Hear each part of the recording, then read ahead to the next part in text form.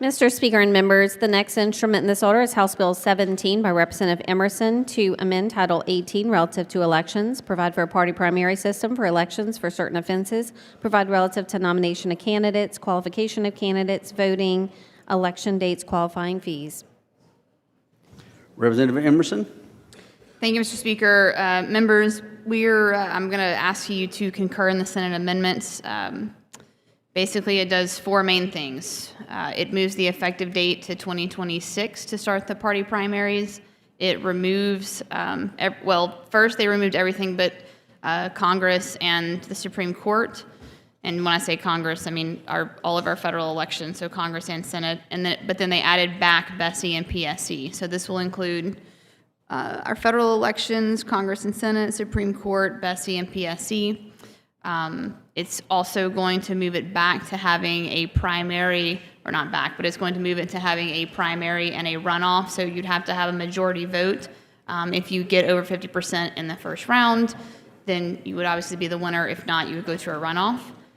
And then it also allows unaffiliated voters to pick a party primary to vote in. So they would vote, they would walk in and say if they wanted to vote in the Republican or Democrat party primary, and they would get to choose on Election Day. Representative Jackson for a question. Thank you, Mr. Speaker. Representative Emerson, or Chairwoman Emerson, I have a question just on the logistics of the bill with these amendments. One, thank you for accepting to move the date back, and also thanks for agreeing to the... I mean, frankly, we accepted your amendment that you had in the House. So. Somewhat, yes. So you're happy, right? I am. But I do have some confusion or some questions about in 2026, Shreveport, we'll have a local election. So we'll have a mayor's race, a school board race, city marshal, and all that. We'll also have a U.S. Senate race and a congressional race. Yep. Will people be able to vote whatever party they want in those local elections, or will they be confined to voting for a specific party in that local election? Because they're going to be on the same ballot. Yeah, so the local elections would not be included in the party primary process. And so as of now, they are not in this bill at all, and they would still be under our current laws and how the election process works. Right. So do we think we need to do some education on letting folks know that, hey, if you have a local election on your ballot, you're free to vote for whomever you want, as opposed to I can just see people going into the ballot when you have two different types of elections on the ballot. And people may think, well, I can only vote for a Republican for school board, mayor, sheriff. That could lead to some confusion. I understand the question. Of course, in that instance, when they would go in and see their ballot, obviously they would see the different people that are on it. And if they're choosing to vote in a Republican primary in a race that had a primary, then they obviously would choose from those candidates. In the event of the other races that would fall under the jungle primary system, they would see all those candidates on the ballot regardless of party. Okay. Well, I thank you. I appreciate you for your willingness to bring forth those amendments, and hope good luck on your bill. Thank you. Thank you. Representative Hilferty. Thank you, Mr. Speaker. Chairwoman Emerson, so we have moved this from a plurality to a majority, correct? Yes. What is the 5-year total on the fiscal note now? Well, if you look at it in front of you, the 5-year total says $46 million. So we're looking at a $46 million, almost $47 million fiscal note to move to this. And then ongoing, so after 2027, let's say 2028 to 2029, would that be a $10 million continuation going on? Well, I mean, you're obviously looking at the same fiscal note as I am right here, and so it says, and obviously it's a 5-year total. So in my understanding in the initial phases of just trying to prepare and get ready, and of course, there were a lot of changes to this bill along the way, and so there were also a lot of very fast changes to the fiscal note. So I think over time, hopefully we'll be able to curb those costs. But I think initially there is going to be a cost for setup to prepare for this because it is a different election system. But, Representative Hilferty, we are charged with funding our elections, and it is an important thing for us to fund. Obviously, we are required to, and I believe it's an important thing. And my concern is this is $47 million over 5 years. That's a lot of money, $47 million Over 5 to years. implement this system. And I know this isn't quite what you had when this initially came out, but in its current It wasn't. posture, it's a $47 million plan that we're voting on. Thank you, Chairwoman. Thank you. Representative Hughes for a question. Thank you, Mr. Speaker. Chairwoman, first of all, let me thank you for your extraordinary leadership and for the manner of respect in which you have guided this process. I really appreciate it. For clarity, I want to understand, I know you said that we're going to a majority system. Does that majority system apply to both the primary election and the general election, or just the primary election? It applies to the primary election. Okay. So hypothetically, correct me if I'm wrong, but a voter can go to the ballot. We can have a race for Public Service Commission and mayor on the same ballot. And in essence, what we're saying is we could find ourselves in a situation where the Public Service Commissioner is being elected by a plurality, but the voter would still have to potentially go to a runoff election to select their mayor. So we're using two different standards for our elected officials. Is that accurate? Change takes time and sometimes is difficult. Do you think that would create voter confusion for our voters? Look, I think that it's the responsibility of us and also of candidates to make sure that that voters are educated and understand what they're going to see on Election Day. I mean, look, Representative Hughes, our process right now is long and complicated. We have very long ballots. This is an attempt, honestly, in the general election to try to make those ballots a little bit shorter. And I will totally agree with you that we need further work on this issue. We have more elections than most states. The Secretary of State and the Election Commissioner testified to that in committee. We do have an enormous amount. So we'll certainly be working with them and everybody in here to try to make that better, try to make that situation better. Yeah, the argument was made previously that we really needed to elect members of Congress under a plurality system so that they could get to Washington as soon as possible to get their committee assignments. What is the wisdom for electing members of BESI and members of the Public Service Commission and members of the Supreme Court by a plurality rather than a majority? Well, Representative Hughes, as in your previous question, you mentioned that, we're looking at a couple of different systems here. It is my preference that we would move toward one system. And certainly, as you know, in the previous versions of this bill, we had a lot more offices in it. Representative Landry also brought an amendment that added even more offices to it. So I tend to agree with that. I would love to see us move to the same system for a lot. But, as you know how this process works in this building, negotiations go back and forth, and this is what I believe is the appetite of the body. Great. Well, I appreciate you indulging my questions. And again, thank you for your leadership and your respect. Thank you so much. Speaker.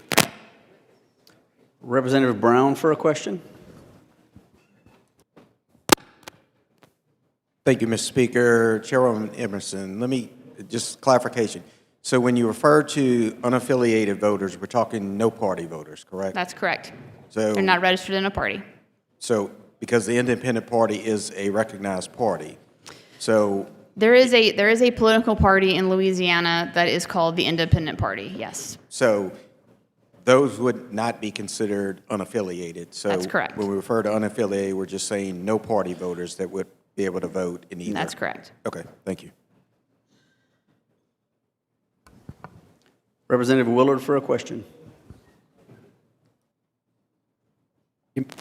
Thank you, Mr. Speaker. Rep. Emerson, I just have a couple of questions. So you talked about those unaffiliated voters being able to participate in the primary, would they have to change their party or temporarily change their party to vote in a Democratic or Republican primary? This bill does not do that. Okay, so they could just show up and pick which one they want to vote in? That is what is this. That's what's in this amendment that the Senate added. Okay. My understanding. Okay. So I know what Representative Hughes was going through about the general election. So is it still possible in your bill to have more than 2 people end up in a general election? Yes, so you would have a nominee from the parties that fall under the provisions that we have in the bill as far as having party primaries, and then other candidates from other parties or unaffiliated candidates can join the general election ballot. That's correct. So in an instance where you have 3 candidates in a general election, is it possible that somebody could win election to that seat with only 34% of the vote? Mathematically, yes. Likely, no. So you think it's but it's possible? Mathematically possible. Okay. What about how we're going to treat those third-party candidates? Was anything changed on that side? Do they still have to require the signatures in order to run? So candidates that would like to join the general election ballot would still have to get these signatures and do a nominating petition to be on the ballot, yes. So for those signatures, can they get those signatures from all across the state? If they're running statewide, yes. From their respective districts, they would be running in if they're running in a district. So somebody brought up Bessie. So let's say somebody was running for Bessie. They would not be able to get signatures from across the state. They would have to get those from that Bessie district? That's correct.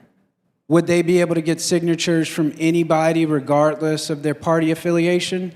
They would be able to get signatures from those that are not involved in the party primary process. So they would have to get signatures from people that identify as them? Not necessarily. It would be people who did not identify with one of the parties that was eligible for a party primary. So if the Democrats and the Republicans have a primary and I'm running as birthday party candidate, I could get signatures from... I didn't know you joined that party. No, I haven't, but I'm just giving you You an and example. Kanye. I'm just giving you an example. I could get signatures from birthday party people, independents, Green Party, Tea That's Party. correct. Okay. You don't think that's still discriminatory on how we're treating candidates who want to run outside of the Democratic or Republican Party? So, Representative Willard, I think that as we debated when this was on the floor before, I think it makes the process fair because you're asking the candidates that would have to go through a party primary process and election, you're asking them to campaign, to raise money, to put themselves on a ballot, to go through that situation, to be in the general election. This, in my opinion, kind of levels the playing field of requiring some type of process for unaffiliated, independent, any other party candidate to be on the ballot. So I feel comfortable with it, and I understand if you don't, and certainly the will of the body as far as how they feel about it. I mean, I don't feel comfortable with it because I do feel it's discriminatory, but I appreciate you answering my questions. Thank you, Rep. Thank you. Representative Stagley for a question. Thank you, Mr. Speaker. Chairman Emerson, I appreciate the work that's been done on the bill, and I appreciate the Senate doing its best to try to make the bill better. You and I talked last night. I don't know if I totally agree it's better, but it is in the posture that I think the body has an appetite for. I'll say, in my view, it's a little bit better. I think there's still a ballot access issue for candidates that subjects your bill, if it passes or when it passes, to a legal challenge because you allow Republicans and Democrats to get on the ballot by way of a qualifying fee, and yet you put a high hurdle for all other parties and non-affiliated voters by not giving them the ability to be on the ballot by a qualifying fee. So that's what really does make you said change takes time, and we want to make the ballots shorter. Is that Okay. how it makes it shorter? I don't think so. I mean, I think this alleviates multiple candidates from the same party by going through a party primary process. Now, of course, if you have 5 libertarians that want to qualify to be on the general election ballot, they certainly have the ability to do so. But again, you have those candidates, if they're running in the party primaries, they actually can choose to do the nominating petition, but they can also choose to pay the qualifying fee. So why not give them the same ability of just paying a qualifying fee and getting on the ballot? Why is that a problem for these other parties, but you feel like it's fair for just Republicans and Democrats to do that? Because the two parties that you're mentioning that meet the threshold that we laid out in the bill, again, they have to go through a process that is a proper vetting process that they're going to go through their party primary. And the other candidates, I think it's also fair that they go through some type of vetting process and get other people to basically agree that they would like to see them on the ballot as well. The difference is we elect people, not parties. And every person ought to have the opportunity to qualify for that seat. And I think that could be a legal issue. I want to touch on the voter confusion because that's why they repealed the closed primary back in 2010. So I go in to vote, and the person in front of me is a non-party voter, and they're allowed to vote. The person behind me is an independent, of which I have 8,000 in my district, and there's a number of districts that have a whole lot of independent voters. They are not allowed to vote. Is that correct, based on the amendment from the Senate? The Senate amendment allows unaffiliated voters to walk in and choose the party primary they would like to vote The in. unaffiliated Yes. voter is a voter who's not That's correct. chosen a party. So the non-party voter can vote. The person behind me who's the independent voter cannot. And I just want to close with this question. We are ranked in the top 10 on holding elections. Anybody who wants to run for office can qualify and run. Anybody who wants to vote can vote for any of those people qualified. We're in the top 10. What necessitates? Do you think we'll get better? Why should we change the system we're in? Well, I do have a lot of faith in the Secretary of State's office to make sure that our elections stay secure and are full of integrity. So I don't think that this is going to confuse that process or make that not the case. Thank you, Chairwoman. Thank you. Representative Marcel for a question. Thank you, Chair Lady, and thank you for the process that you've used to get here. I am still a little bit confused about what the amendments have done in the Senate. Are, with the amendments, if you're an independent, you can just come in and participate in the primary, is that it? If you're an unaffiliated voter, so if you're a no-party voter. If you're no party. If you were part of the capital I independent party, you are part of an actual party. Because we have that in Louisiana.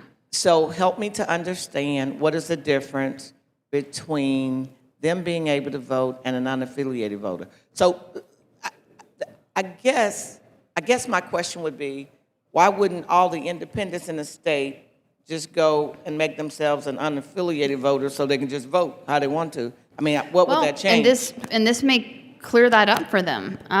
They may realize they would like to be unaffiliated, and it may have been their intention to be unaffiliated. Are you aware that when, I guess, I don't know how long ago, but hundreds of years, we've had like Democrats and Republicans, but not so many independents. Are you aware of the growth in the independent party in this state? I've heard about it, yes. You are? I've heard about it. You've heard about it. So why would we want to disenfranchise those voters? I don't feel that we are, Representative Marcel.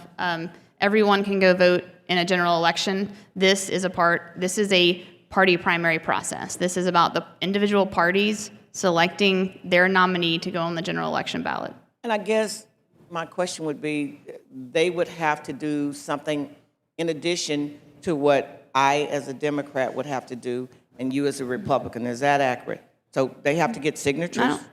Would they have to be a get candidate in the general election, yes. Do you have to get petitions and pay the money, or you can do either or, right? I can do either or. If I want to be in the Republican Party primary, I can do either or. But And this I doesn't can- apply to the legislature, so. Right. Well, no, I'm just using us as citizens, as Yep. Democrats and Republicans. And let's just say it was PSC, and I wanted to run for that. As a Democrat, I can get the signatures, or I can pay the money, correct? To But what- qualify for the party primary, yes. To qualify. In But order to if- qualify for the general election, you would just have to win the party primary. Okay, but if I'm an independent, I would not have that same opportunity. Is that accurate? By this bill, if this bill passes? Well, again, to be on the general election ballot as a Republican or a Democrat, as laid out by the threshold in this bill, if you win your party primary, you advance to the general election. In order for other candidates to get on the general election ballot, you would have to use the nominating petition process, yes.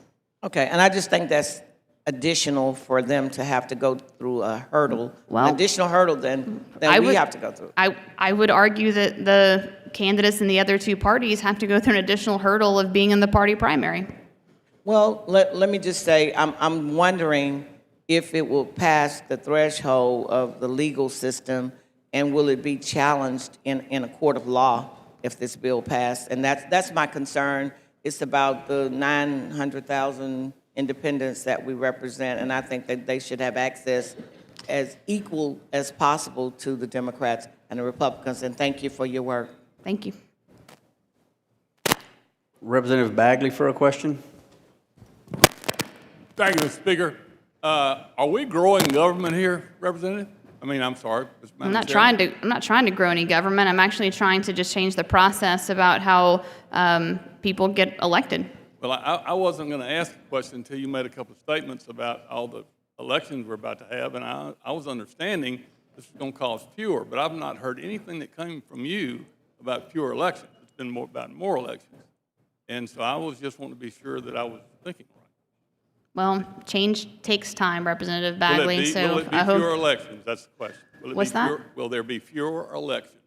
will there be fewer elections? Yes. I hope there are going to be fewer elections in the future, but in this bill, the intention is to have the primary on an already scheduled election day. Of course, the decision was made to move back to majority instead of plurality. So if nobody gets 50%, you would have an additional election in that scenario. But my hope is that we continuously try to reduce those situations. And in my district, I have a large number of independents, several of them are office holders, who are not happy at all with this. And certainly I've already voted no the first time. I'll vote no again this time. It's like we're picking out groups. Everybody that's an American citizen should have the right to vote. Should not be abridged by anybody else. In this particular bill, I think we're changing that right of Louisiana citizens to vote or hold office in any election. Because you've named several times where they'd have to go through certain things that they couldn't, party primary, that sort of thing. So I'm just asking. Okay, I don't think most other states do their elections in this way and have a party primary. So I don't think that we're doing anything that like 40-something other states don't do. Or Thank do. you, Mr. Chairman. Thank you. Representative Freiberg for a question. Thank you, Mr. Speaker. Madam Chair, if you're running for the presidential, if you're running in the presidential election, do you have to have a qualifying, do you have to have a list, do you have to have signatures, or can you just pay a fee?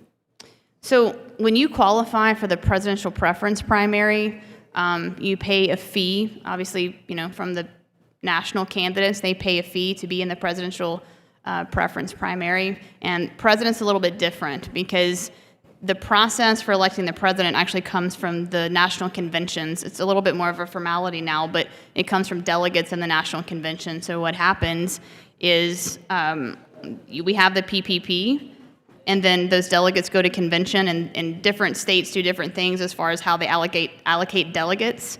And then the delegates at the convention officially nominate the person, and then those people, and then those nominees have to requalify for the general election ballot as president. So I guess That's a slightly more complicated process. I go back to the having to have signatures and not also having the option of paying the fee. That does seem fair. Thank you. Thank you.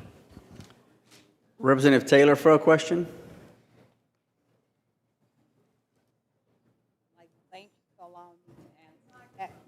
Microphone. Yeah, there you go.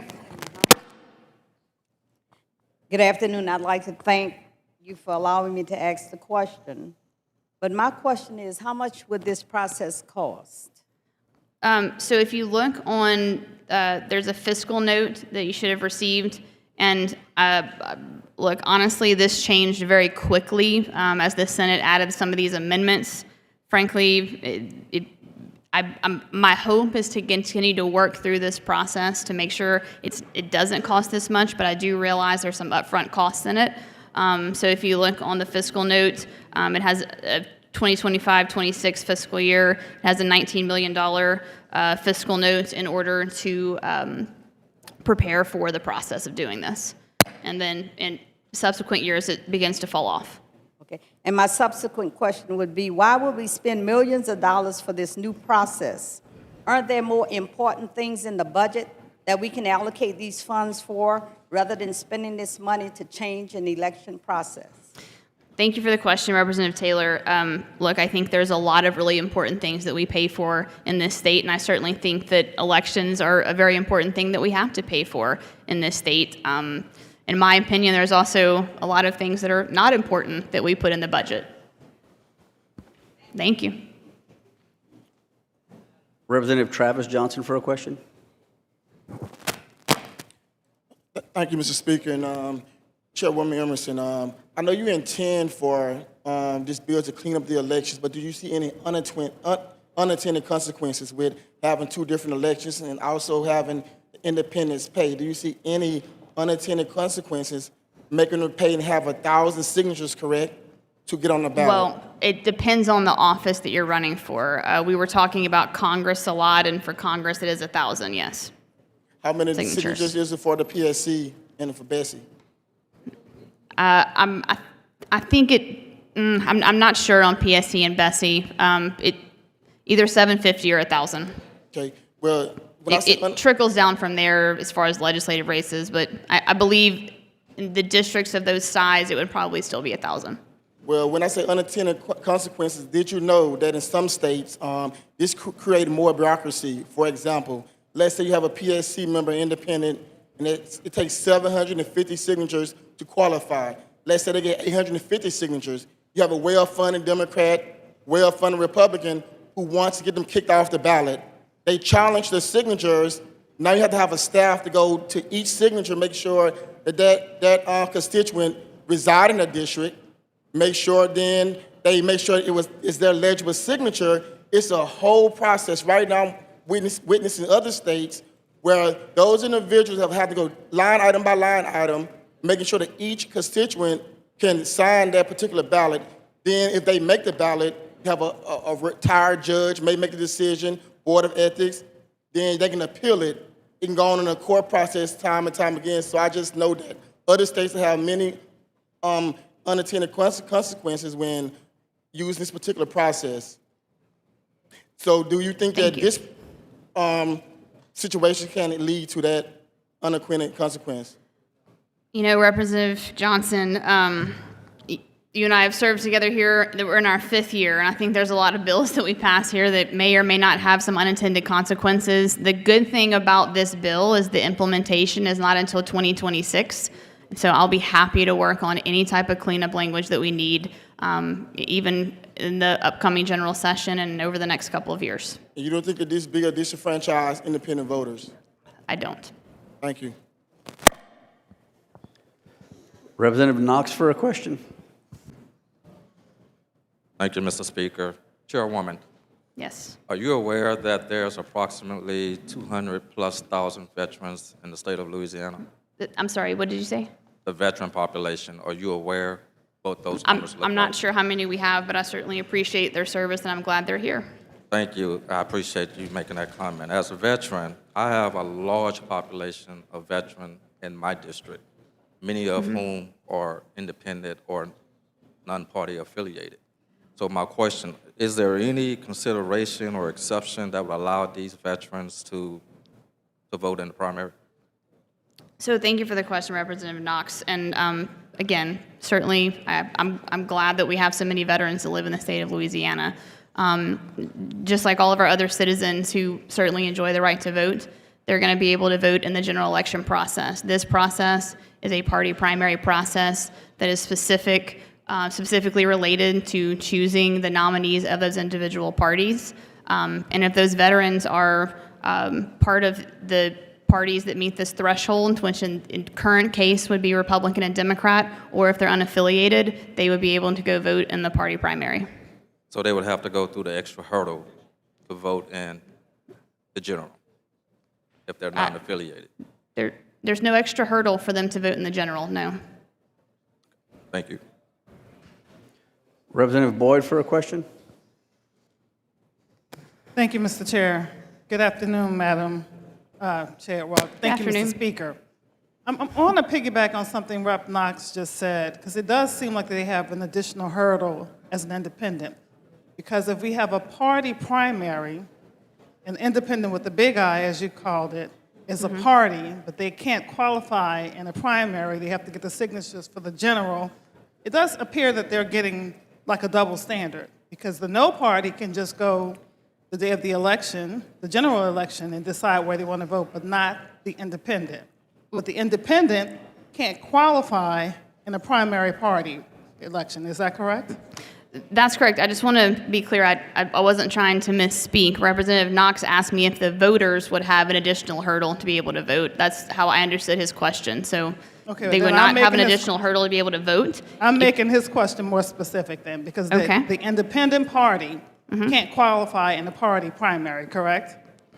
The members of the independent party, which is a recognized party in this state, would be eligible to be on the general election ballot by nominating petition. So it is an additional hurdle, because we have a party primary with the Republican and Democrats. Independent is a party. I disagree with on you. Well, Okay. I'm sorry. on the day of the question, on the day of the general, a no-party person can go in and vote, but the independent would not have the same privilege? To vote in a party primary? Yeah, So unaffiliated voters can vote in party primaries. that's what I said. Yes. So it is an additional, it's almost like a double standard for the independent. To be a candidate or to vote? Yeah. I'm sorry, I'm just trying to clarify. There's not an additional hurdle for anyone to vote in the general election. I called it a double standard, Okay, because the independent with the big I is a party, it is. but they cannot participate in the party primary. But They're not they could holding get- a party they- primary, correct? Correct, but they are a party. They would have to then get signatures to participate in the general election. In order to be a candidate, yes. Okay, to vote on that day as an independent, the no-party person can go in that day and decide if they want to vote Democrat or Republican. And unaffiliated, yes, no party unaffiliated voters in the Senate No party, amendment. unaffiliated, whatever we want to ask with that. Yes. But the independent party person could not, They are a recognized party, so that is not the case. which, so then, thank you, because you just proved my point. Thank you, Okay. Madam Chair.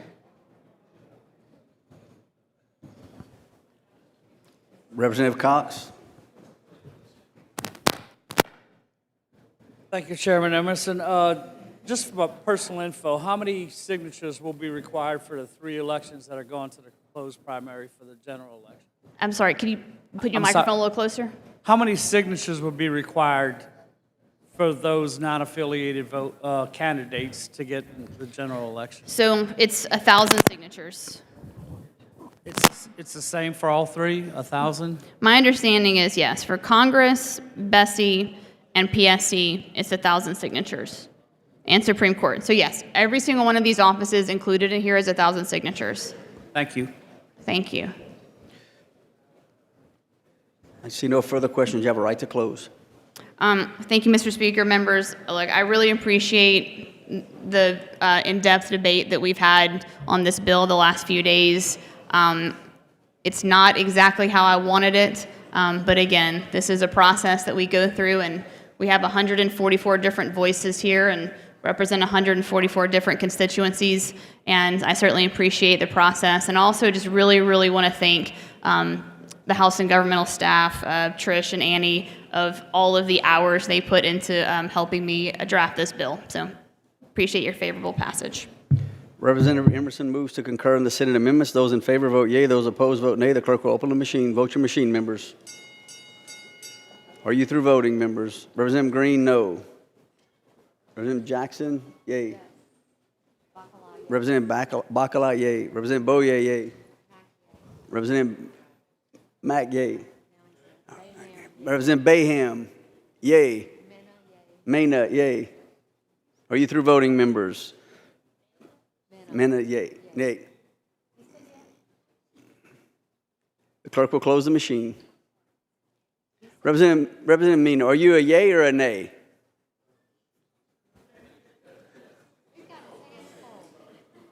He's a nay. Thank you. The clerk will close the machine. We have 67 yeas, 36 nays,